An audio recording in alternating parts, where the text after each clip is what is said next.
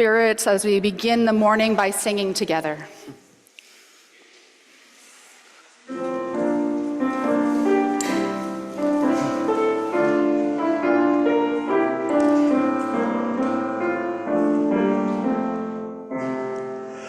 Our world is one world.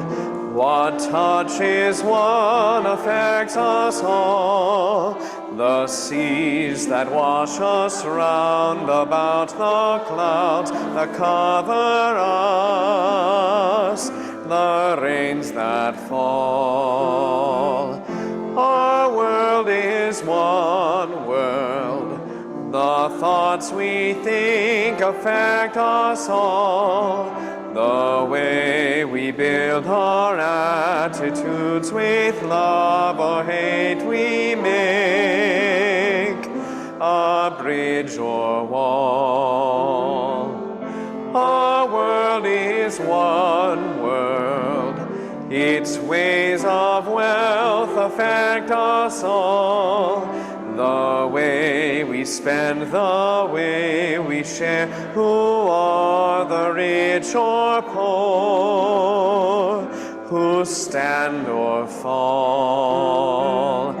Our world is one world, just like a ship that bears us all, where fear and greed make many holes, but where our hearts can hear a different call.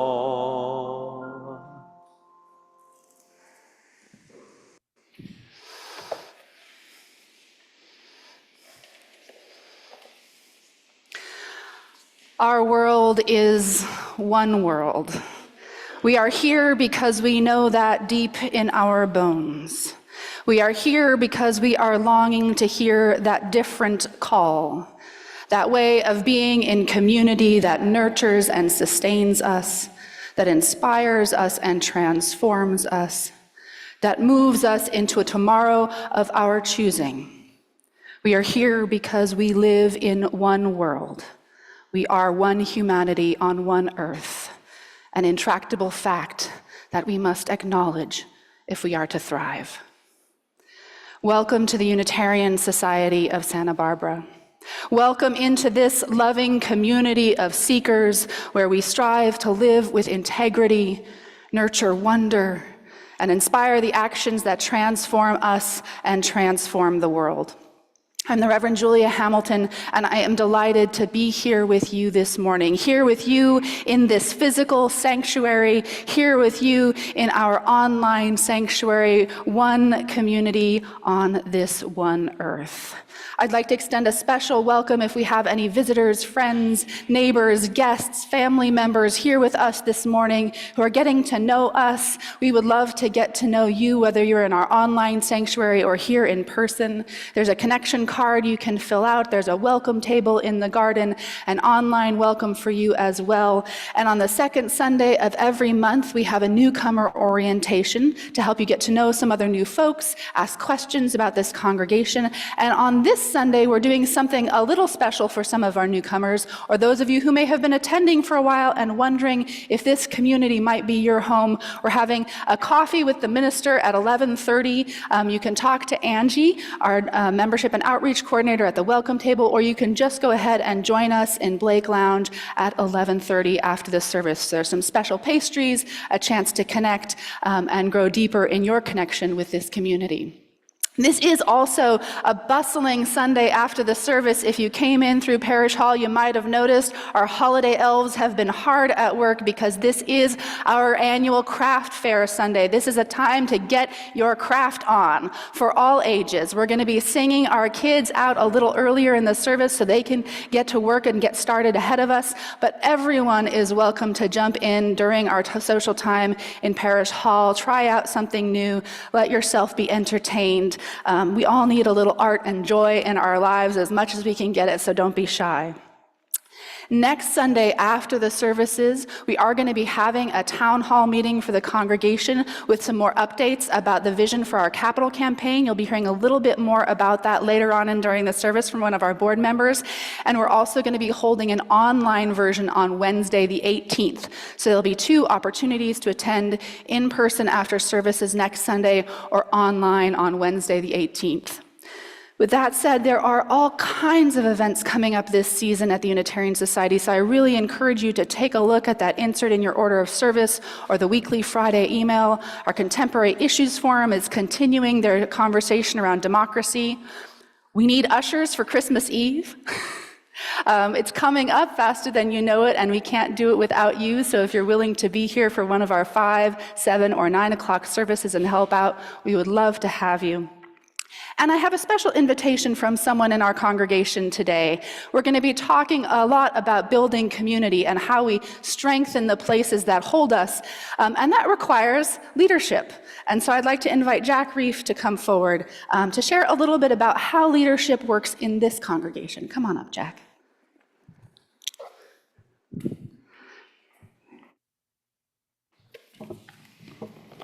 Good morning, everyone. I'm Jack Reef, and I'm here to introduce to you a vital part of our congregation's leadership, the nominating committee.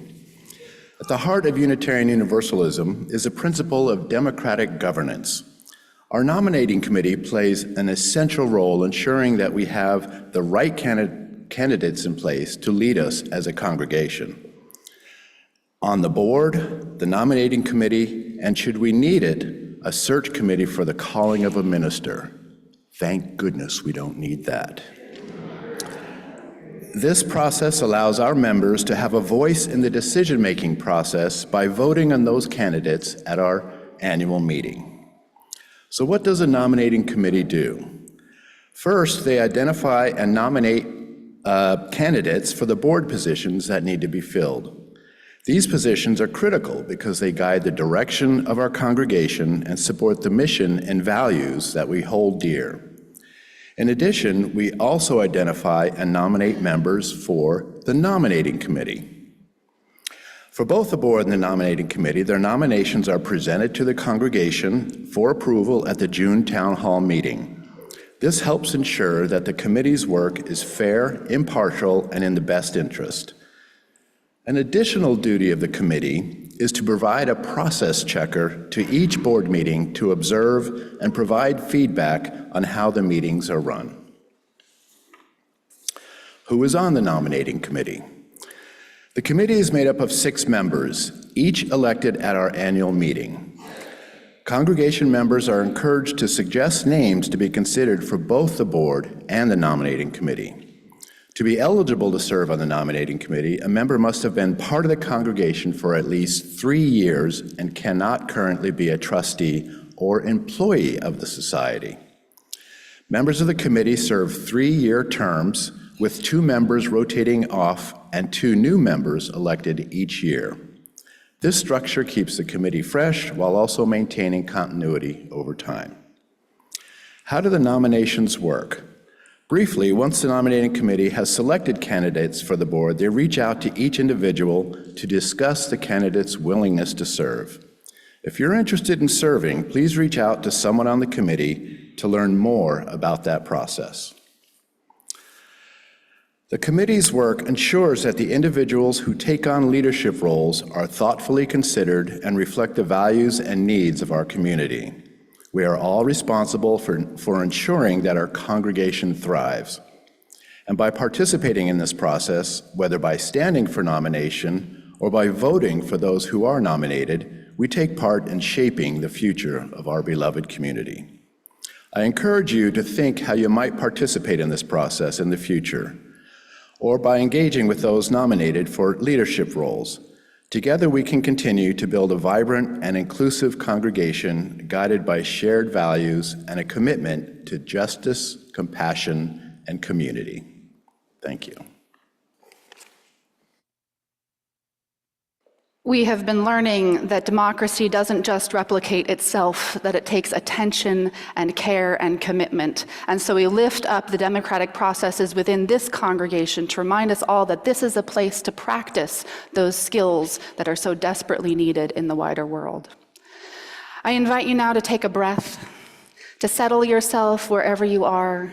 Maybe put your feet on the floor or sit comfortably in your space at home. Allow yourself to arrive fully to this moment, to be present in this community as we ring our bell and let the sound connect us.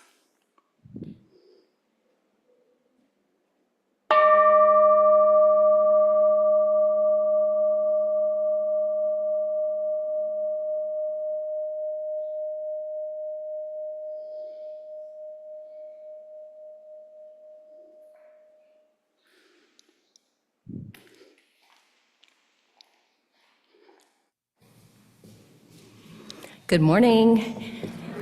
I'm Kier Zecker, and I'm a member of your worship arts team here.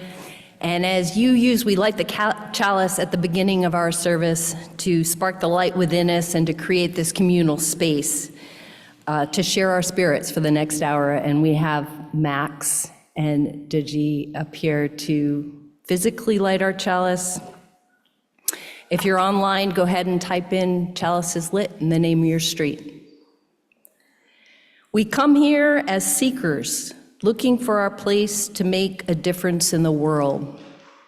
Questions rain down like yellow sycamore leaves in fall, each floating with its own mystery. As we seek, may our hearts be open to unexpected answers. May the sunlight of our chalice remind us that this is a community of warmth, of wisdom, of welcoming a rainbow of truths.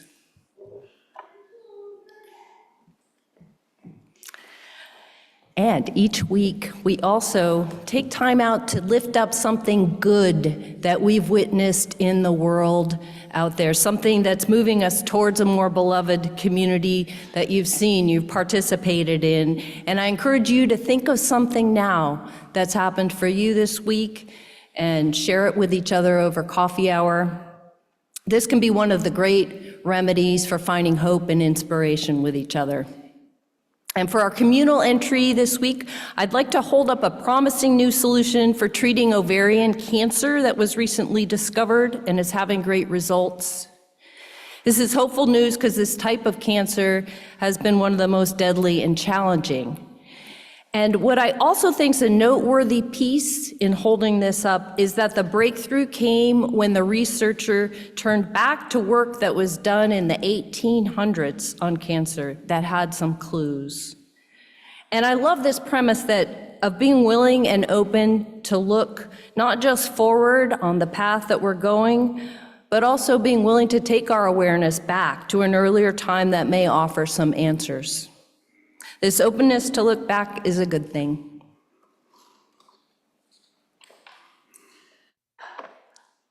We've been working on building and strengthening community, which means learning to greet one another and welcome one another on Sunday mornings with an open heart and a smile. So now I'm going to invite you all to take just a very brief moment to extend a greeting, because sometimes you like to talk, I know. To extend a greeting to someone near you, say hello, and then we are going to sing together.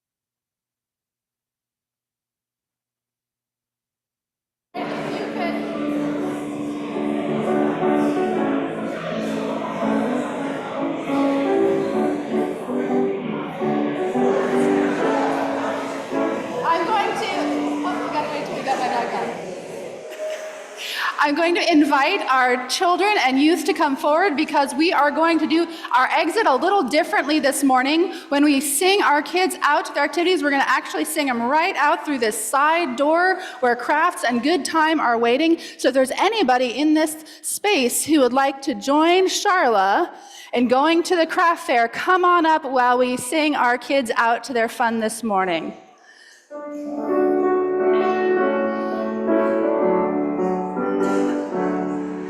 We hold you in our love as you go, as you go. May your heart be at peace as you go.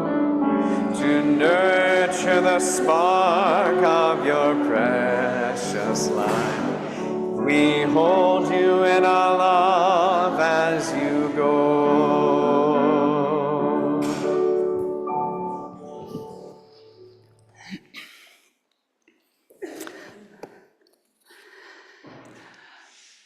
As a congregation, we have learned to connect in so many different ways since the pandemic, and we moved online back into in-person services with a multi-platform aspect. We have been learning and growing in this way rapidly and with a lot of change.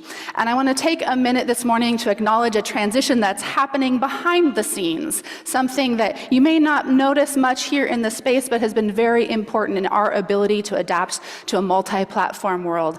And that is to recognize that this is our last Sunday with Alfonso up in the booth with us, managing our live stream. So if we could give a big round of applause.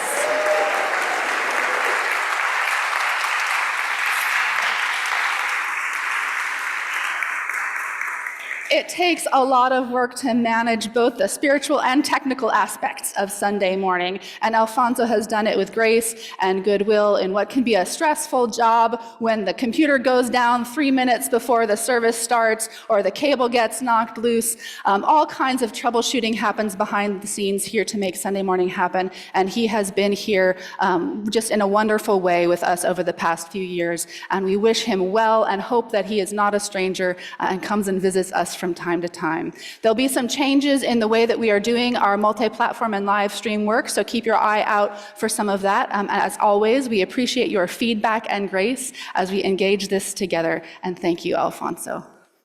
I'd like to invite Buzz Moran to come forward. Buzz is a member of our Board of Trustees, and you've been hearing from our board regularly on Sundays as we enter into this forward-looking work of the capital campaign, imagining how our congregation can live on this campus in ways that support our vision and mission. So Buzz, come on up. I'd like you to share some of the work the board has been doing. Yeah. I was going to come up and say, hi, I'm Kyle Stewart, as it says in the program, but I'm not, sorry. So good morning. I'm Buzz Moran. I'm a member of the Board of Trustees, Treasurer and Chairman of the Finance Committee, and I'm here to talk about the capital campaign. The Board of Trustees is really very excited about the recently completed visioning process that yielded the 3 main themes for our capital campaign: building community, building resilience, and building accessibility. And the broad details and plans were discussed at our November 17th Town Hall meeting, and very specific details will follow with the congregation meeting next week after the service, December 15th, and on Zoom, Wednesday, December 18th. I particularly want to discuss the relationship between the capital campaign and another topic, one that's a lot less exciting, which is the maintenance reserve. This is a far less exciting but a very important topic. In March 2022, the Board of Trustees established a major maintenance reserve, funded it with an initial $30,000, and adds approximately $4,000 per year to the fund. And this is not nearly enough. A 100-year-old campus is always full of surprises, and this year the surprise was an emergency sewer problem. Told you it was less exciting. Which will require most of our current reserves this year. In addition, we've identified some major necessary repairs over the next 5 years that will require significant expenditures. But there's good news. The good news is that there's an overlap between the goals and vision, for the capital campaign and the required major maintenance needs of our campus going forward. First, we need to re-let our beautiful windows and restore all these sanctuary windows that you see around here. They're now, it's hard to believe, but they're 100 years old, and their life is 100 years. But fortunately, this project is a very high priority for the capital campaign, and the windows will be re-letted and repaired. Secondly, our furnace really needs attention. It also is very old.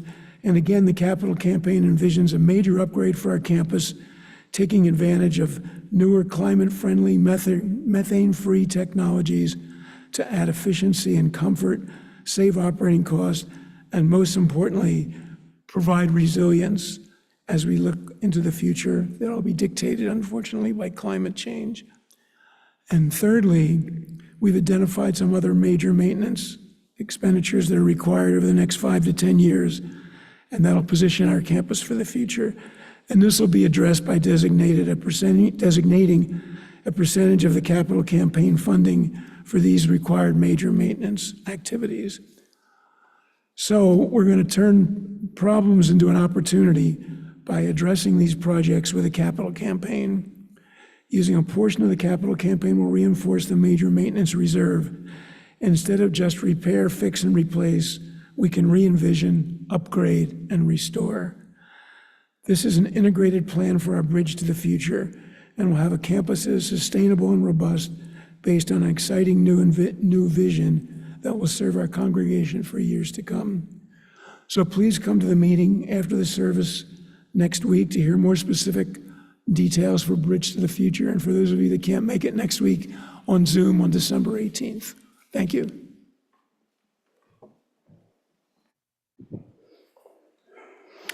I can tell you that major maintenance on emergency sewer repairs is not boring at all. And I really appreciate the way this congregation is considering how to be a sanctuary and a place of safety, not just for our community, but for the wider community. We want to keep our doors open for anyone and everyone who needs this place. And that means attending to the ways we care for this physical gift that we have been given. I invite us now to sing together again. We're going to rise in body and spirit to sing number 112, Do You Hear?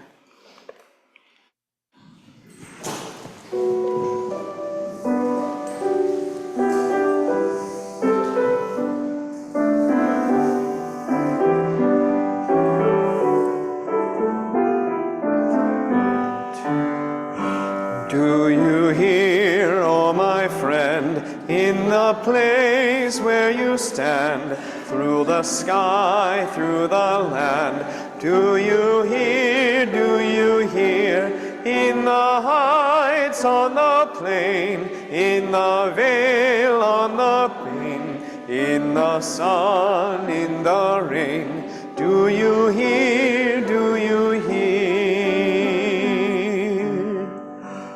Through the roar, through the rush, through the throng, through the crush, do you hear in the hush of your soul, hear the cry, fear won't still, hear the heart's call to will, hear the sighs startling through, in your soul, From the place where you stand to the outermost strand, do you hear, oh my friend? Do you hear, all the dreams, all the dares, all the sighs, all the prayers? They are yours, mine and theirs. Do you hear,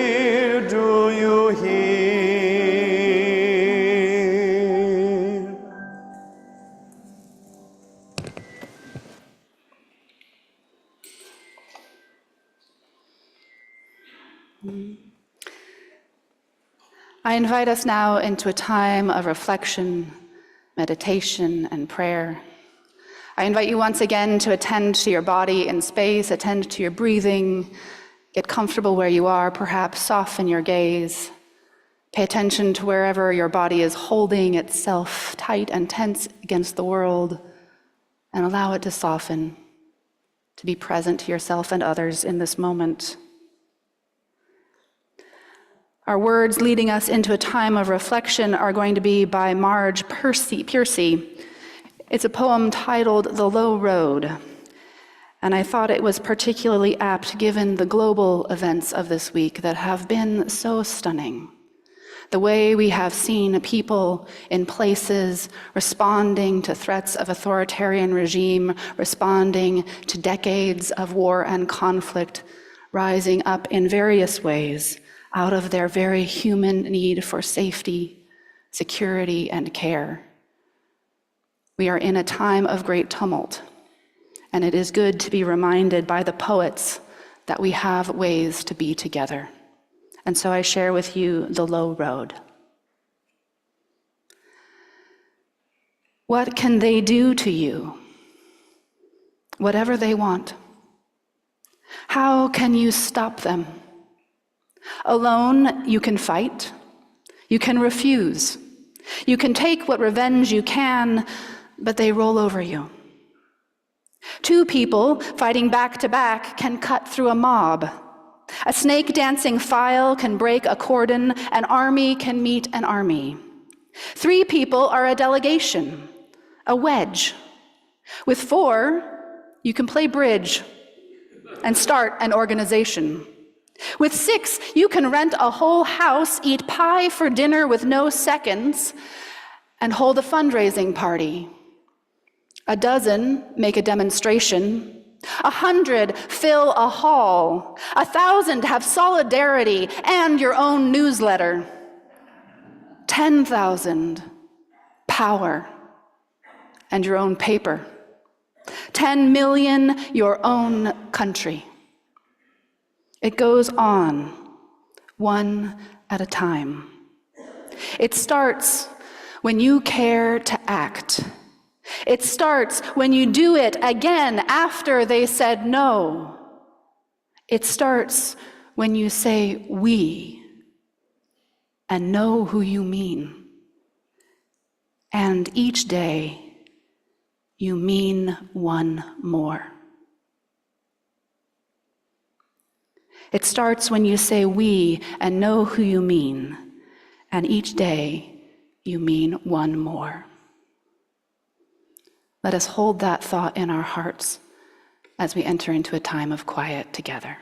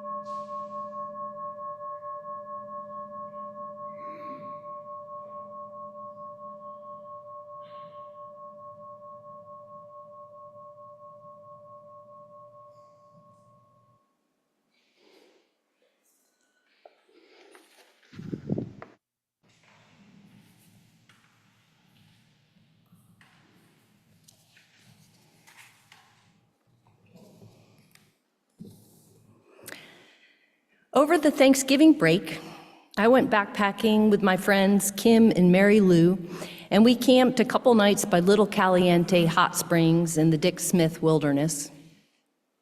Not that long ago, you used to be able to drive your car back to that spot.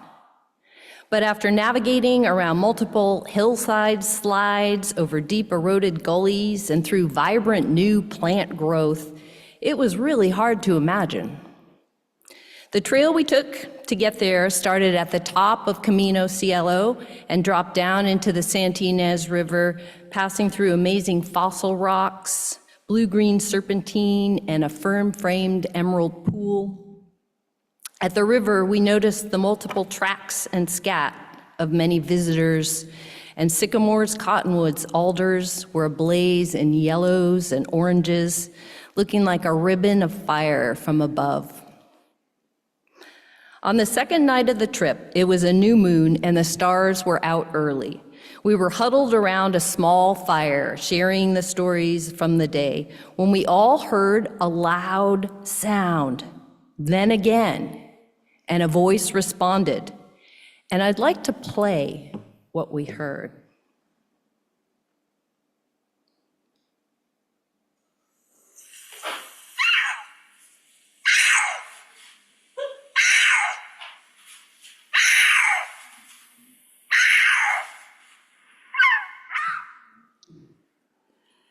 What do you think? Mary Lou immediately said, mountain lion. And I felt this tickle in my tummy, and Kim said, owls. And I said, yes, definitely owls. Since I was the one sleeping alone without a tent, far away, kind of close to where these sounds were coming. We sat there, all senses attuned, as time slowed down, listening to the call and response echo off the canyon walls in the cold, dark night. Eventually, it went deep quiet again, and we were left to wonder. Time in the backcountry like this is my practice of staying close to the aliveness in me. It's when I feel ageless and most at ease in my wholeness. I have a trust and confidence in my minuscule place in this complex expansiveness of earth and sky. I love this feeling, and I'm grateful I get to keep going back. But the majority of my time is here in an urban environment, making maps on the computer, spending time nurturing human relationships, trying to find my role in contributing to a better world with its own myriad of complexities and challenges. And I often wonder, as I'm transitioning from that place out of the wild back to society, how do I keep this feeling of aliveness and alertness in my daily routines? How do I keep that creative, inquisitive, listening lens, that sense of wonder I have out there back to Santa Barbara? And one thing that does help me reintegrate is remembering that clarity of focus I experienced out there is actually inside me, available to be tapped into wherever I'm at.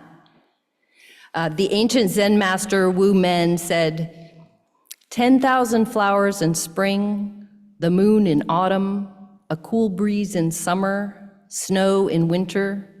If your mind isn't clouded by unnecessary things, this is the best season of your life. And backpacking embodies the simplicity in this purest form, carrying only what is necessary on your back, clearing the mind to allow that full attention and appreciation to the beauty big and small around. And back home, I suddenly have huge to-do lists and news to catch up on, planning and keeping track of future events. I ask myself the question, what is really necessary? There are so many things in our culture and society that get promoted as necessary that I'm pulled to take on. What do I really need to focus on? 3 years ago, when I was moving into the studio in West Beach, where I live now, I had very few possessions that had survived a house fire and a generous pot of money that was donated by friends and family. My first impulse was to use this money to buy and set up all I needed to live my new chapter. I started my quest to pick out cool furniture for all the gatherings I would have, inflatable paddle boards, an e-mountain bike for play, upgrading my home workstation with awesome new tech so I'd be more productive, finding artwork to cover all the walls. But I was overwhelmed with all the choices and shopping and trying to get to some fabricated goal of arriving. I basically shut down. I asked myself, why don't you live a year here without buying anything unnecessary and then reassess? This is one of the best decisions I ever made, because immediately I could feel the lifted pressure and confusion that I had felt, and it freed me to explore life with an openness and clarity and curiosity. It was during this time I was able to experience a similar state to when I'm backpacking, a feeling that I had everything I needed to survive, and with my load lightened, free to use my senses to experience what is really here now, and to wonder, to truly listen deeply to myself and to you. I was able to tap into that feeling of connection and well-being. Though it's more challenging, definitely, in daily life to stay in a place that's elevated and clear and open to listening, just touching it allows me a reset of my attention. And I know when my internal weather gets cloudy, that continuing to ask that question, what is really necessary for me to carry, just like I do before a backpacking trip. It's helpful to clear the skies and lighten my load for the journey. I know that what we're doing together now, joining together, sitting here, intentionally putting down our to-do lists, societal expectations, just for a moment, to join in a container of presence and love and community, this helps me sit with those questions, helps me clear my clouds and sharpen my ability to listen. Thank you all for being here. And each month at the Unitarian Society, we share a portion of our offering with a group or organization out in the world that's living out our values out in the world. And our outreach offering for December is Black Lives of Unitarian Universalism, or BLUE. And BLUE is committed to expanding the power and capacity of Black UUs within our faith, providing support and information and resources to Black UUs, justice-making and liberation through our faith. And you can learn more about the amazing work that BLUE is doing in your order of service or online. Please give as generously as you can, and join me now in reading our affirmation of gratitude and giving. To be up there. Let us be grateful when we are able to give, for many do not have that privilege. Let us be grateful for those who share their gifts with us, for we are enriched by their giving. And let us be grateful even for our needs, so that we may learn from the generosity of others.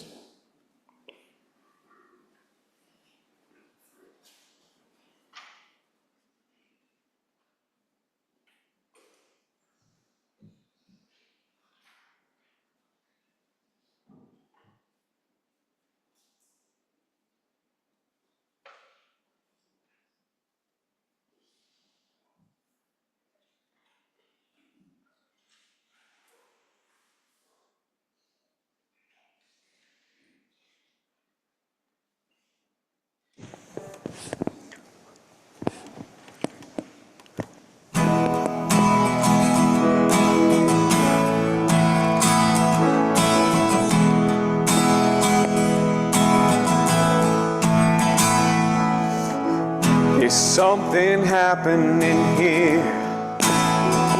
What it is ain't exactly clear. There's a man with a gun over there, telling me I got to beware. I think it's time we stop. Hey, what's that sound? Everybody look what's going down.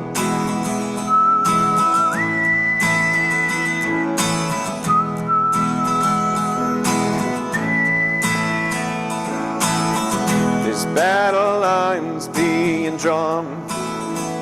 Nobody's right if everybody's wrong.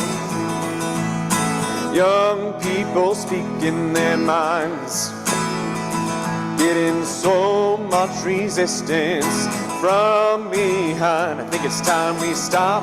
Hey, what's that sound? Everybody look what's going down.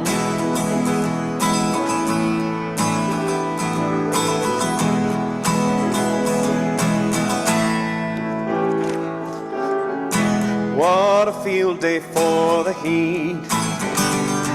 1,000 people in the street, singing songs and carrying signs, mostly say hooray for our side. It's time we stop. Hey, what's that sound? Everybody look what's going down.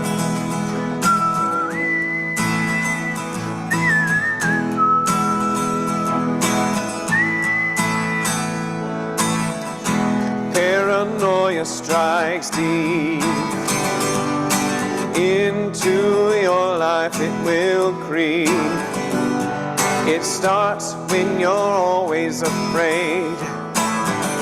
Step out of line, the men come and take you away. We better stop.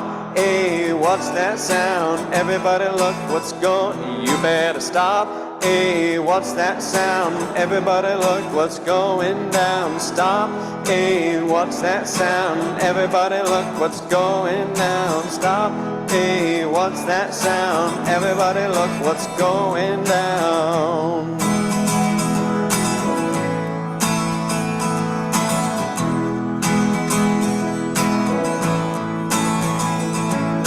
Stop.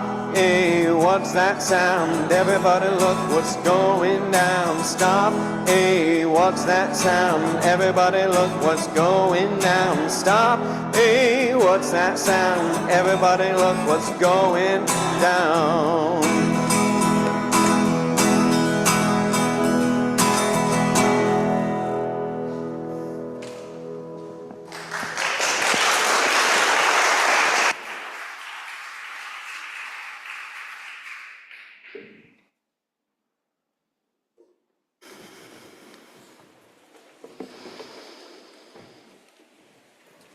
I feel like that music was a whole sermon right there. I love it when I get to go to church too. So there's an image on the cover of your order of service, and I think we've got it. We're going to put it up on the screen so the folks at home can see it in just a second. This is an image that started popping up in 1989. All over the United States. Some of you might recognize it. Does anybody recognize it? Does anybody know what this is? Give a shout out if you know what this is. Fairy, right? The name of the artist who created it. What is it an image of? Does anybody know? Andre the Giant, right? A pro wrestler. It's a portrait of him, sort of stylized. He's also famous for his turn as Fezzik in the movie The Princess Bride. In 1989, the artist Shepard Fairey, while attending the Rhode Island School of Design, created a sticker with this image on it. And he and his skateboarding friends began sticking it to things. It gained this kind of underground cult following, and soon Obey stickers and posters and spray-painted stencils of all sizes began popping up in all kinds of places all over the country and eventually all over the world, on street signs and park benches, construction sites and overpasses. It became almost like an Easter egg hunt. Where would you find one next? And at first, the popularity of the sticker was just a happy accident. It was adopted by the skateboarding street culture of the 1990s, but soon started showing up in more mainstream places. And once it took off, Fairey wrote a manifesto about the meaning of the work. The sticker itself, he said, has no intrinsic meaning. It only takes on meaning in relationship to its environment and the person observing it. He put it this way: the Obey sticker campaign can be explained as an experiment in phenomenology. The philosopher Heidegger describes phenomenology as the process of letting things manifest themselves.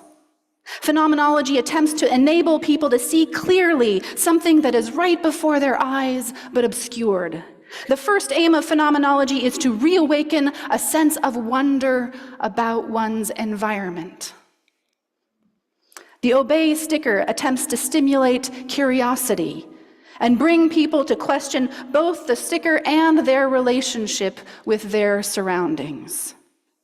That is to say, the presence of this sticker prompts the viewer to look with fresh eyes at a place or situation they might see every day but have taken for granted. And I know I have experienced just what he is talking about. At one point, I can remember coming upon the sticker placed on a stop sign, right? Seeing it out of the window of my car, and I can remember thinking, stop, obey. What does that mean? What am I obeying? Is this a political statement? And as I rolled through the stop sign, the irony was not lost on me that I probably did not actually come to a full and complete stop as I had been taught in driver's ed, but rather engaged in my own little act in that moment of breaking the rule. I had not obeyed the sign. Placed on a park bench where a neighbor might be sleeping without shelter, the Obey sticker takes on a whole different meaning. It's been a while since I've seen one of these stickers out in the wild, but you've probably seen Ferry's work in other places more recently. He designed, for example, the iconic Hope poster that the 2008 Obama campaign used. The Obey image came to mind when this quote from the book On Tyranny by Timothy Snyder began circulating after the election. It's the first sentence of the first chapter of his book, and it says, "Do not obey in advance." This book is a small volume of 20 short essays. Many of you read it in 2017 when it came out, and each essay highlights some aspect of how people can resist the slide toward authoritarianism. Snyder is a historian who studies the 20th century, and he's well acquainted with how democracies can slide into dictatorships.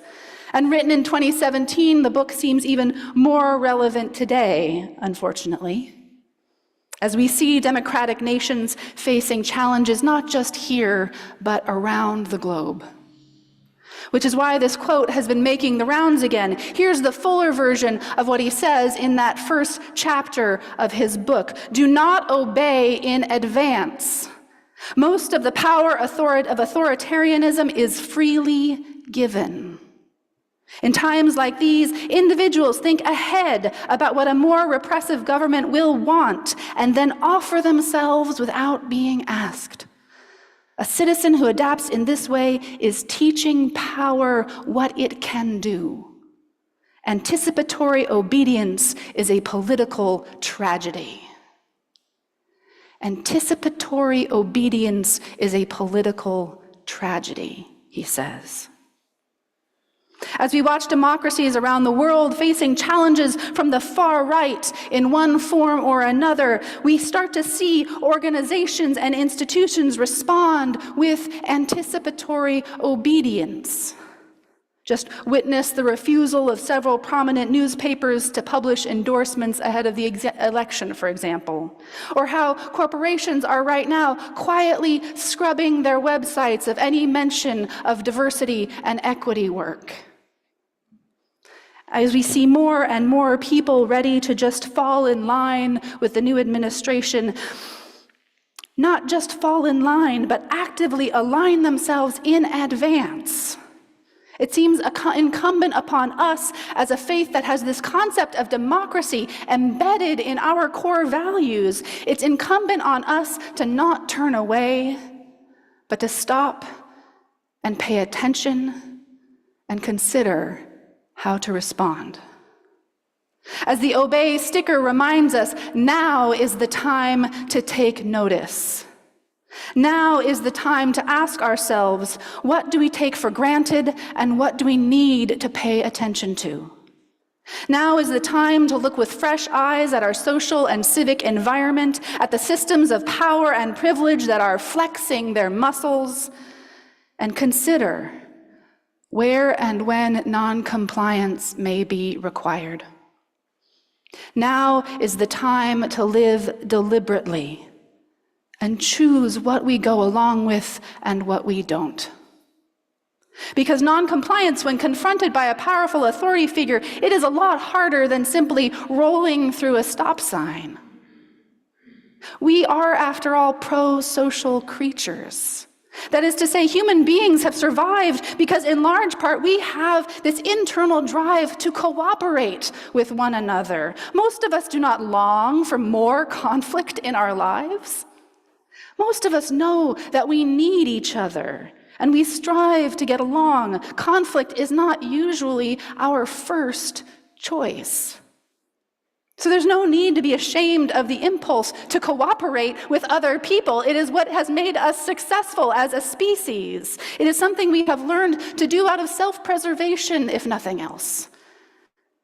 However, there are times when maybe we need to push past that first impulse.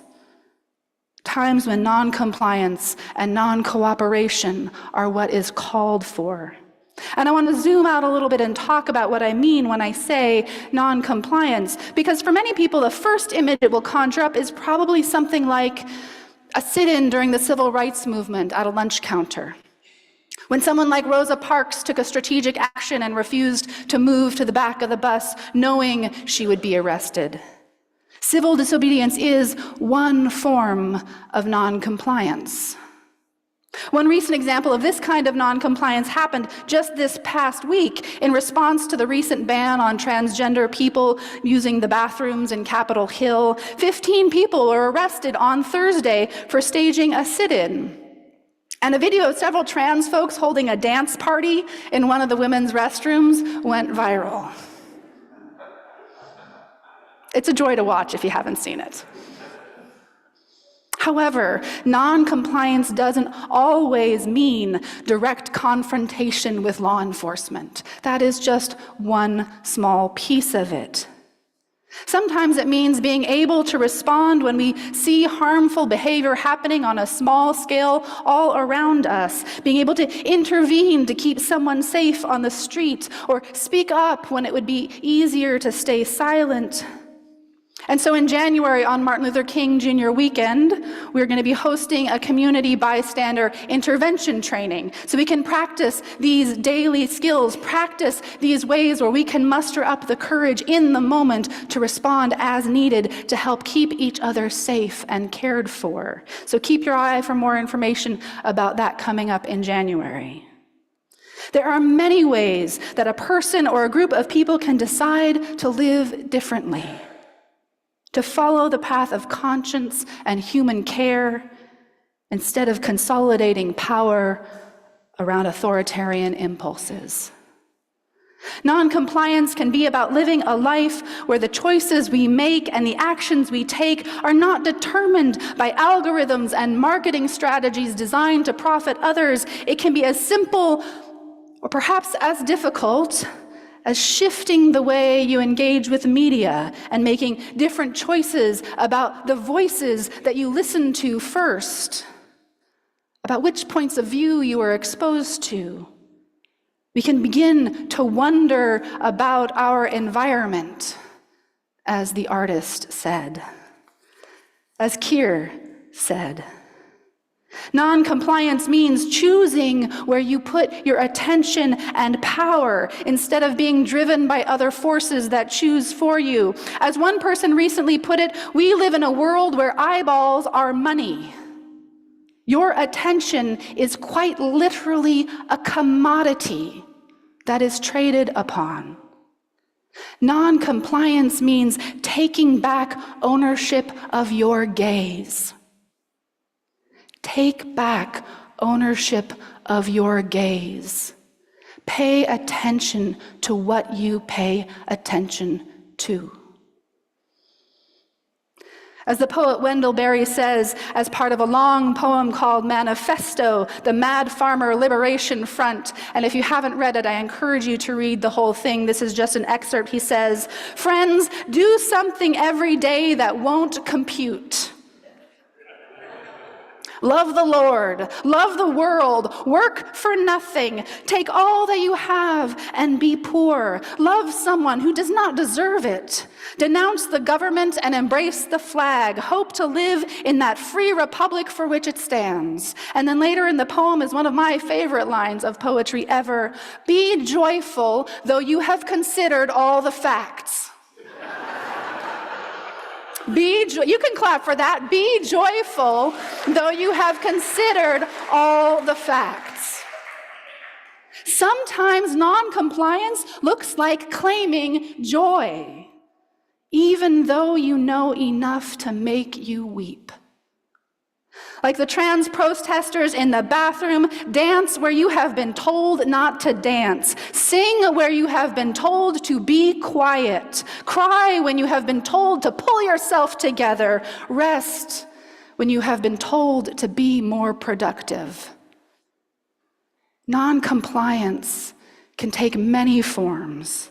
Some of them are big and bold and scary and happen when confronting authority in full uniform, and some of them are small daily actions that may seem simple at first but take a surprising amount of intention.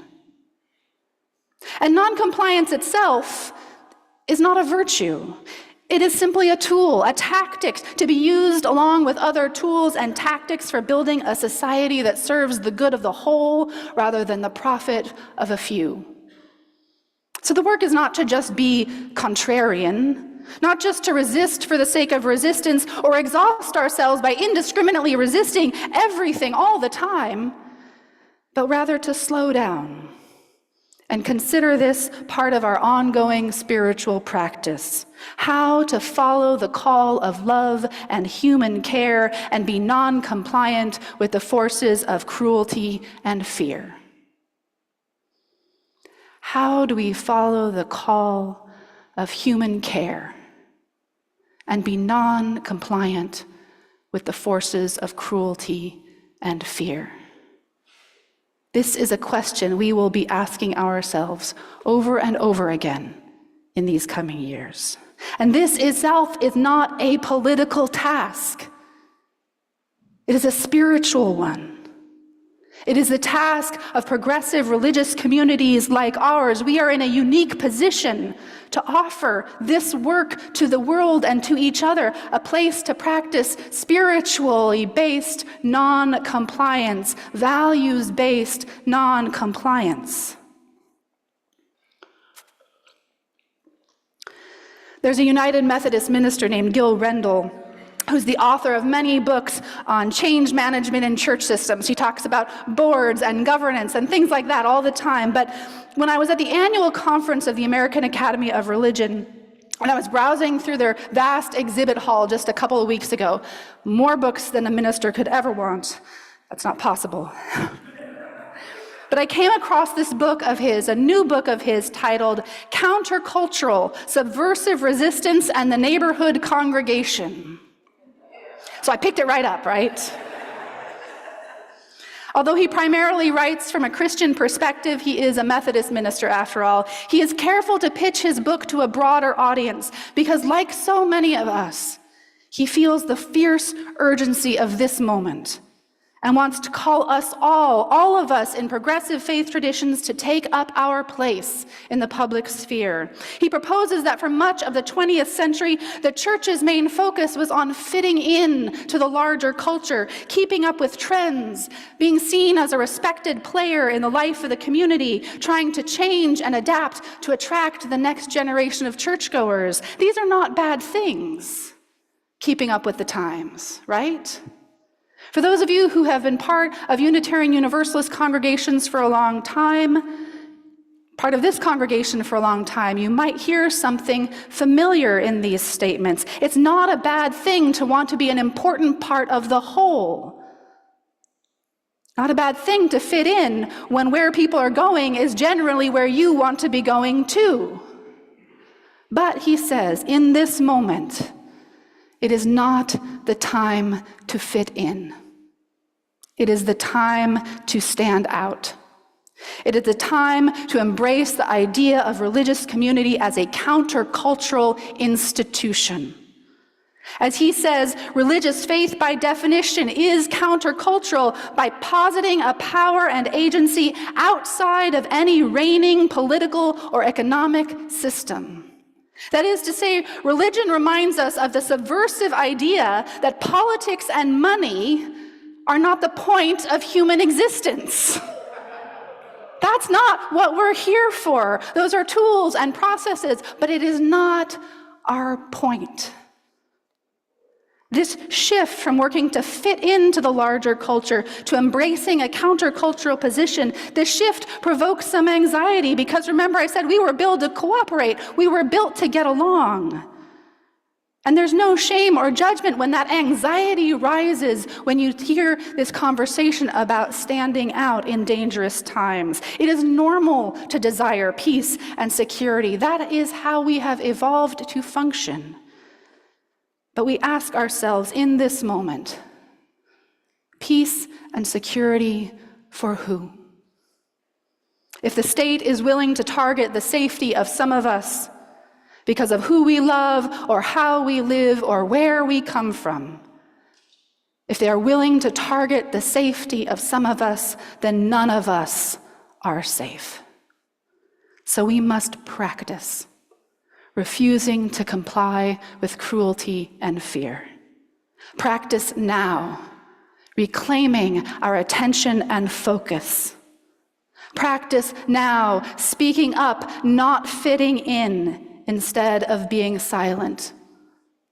Now is a time to practice so that when we need to act boldly, we will be ready to do so. We are called in this moment to live deliberately, so that future generations may simply live. May it be so. Blessed be, and amen.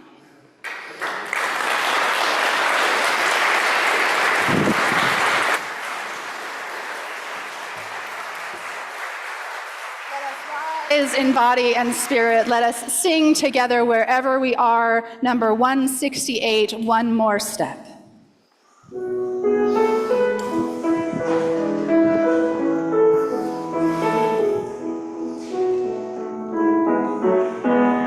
One more step, we will take one more step, till there is peace for us and everyone. We'll take one more step, one more word, we will say one more word, till every word is heard by everyone. We'll say one more word, one more prayer. We will say one more prayer, till every prayer is shared by everyone. We'll say one more prayer, one more song. We will sing one more song, till every song is sung by everyone. We'll sing one more song. So stay right where you are, and if you'd like to put your hands over your heart or hold them open or hold hands with someone near you, if you'd like that, always optional, but nice to get to connected in whatever way to that sense that you are not alone in this moment, that you are here in this community of love and resistance when necessary. And as you go out into this beautiful and heartbreaking world, may the light of love shine upon you, out from within you, be gracious unto you, and bring you peace. For this is the day we are given. Let us rejoice and be glad in it. Let us call out a blessing.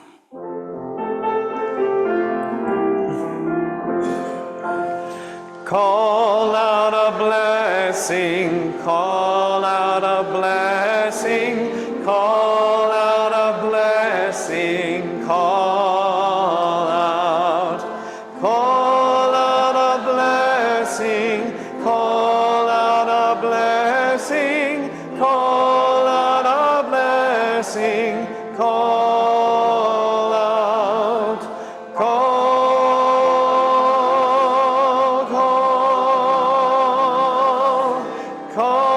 out a blessing, call out.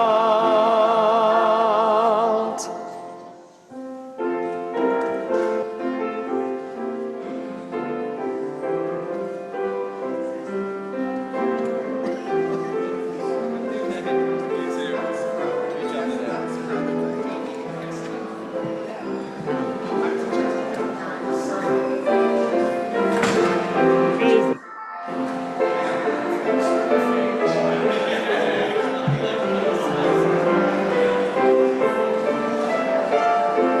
See?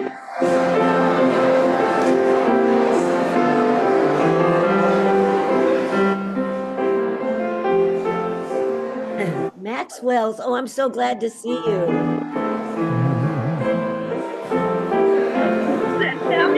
Hi. Wasn't that amazing? Wasn't that amazing? That was a good one.